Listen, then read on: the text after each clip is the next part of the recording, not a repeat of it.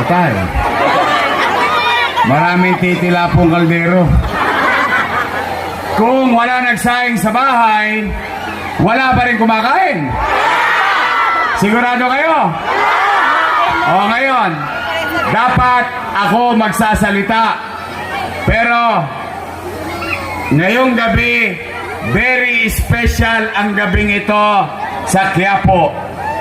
Dahil mas gugustuhin ko na mapakinggan ninyo ang mensahe sa inyo mismo ni dating Pangulong Rodrigo Roa Duterte. Na dadaling sa atin ang mensahe na yan ng kanyang maganda at magaling na anak na Vice President Sara Duterte.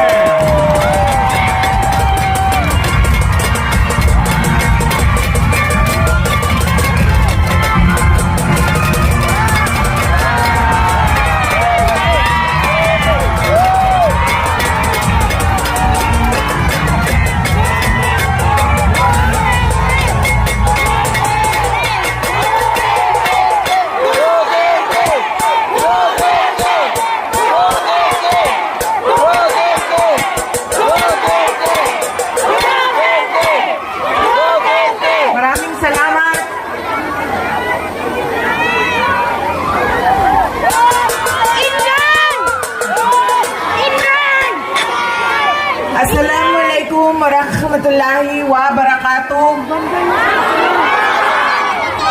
Madayaw maayong gabi kaninyong tanan. Magandang gabi sa inyong lahat. Unahin ko po muna ang aking mga pagpapasalamat. Nagpapasalamat tayo sa ating babalik na Mayor Isko Moreno Dumagoso. Sa kanyang pagpapahiram sa ating ng stage, ng ilaw, ng kuryente, ng mikropono para mapaabot sa inyo ang aming mga mensahe ngayong gabi na ito.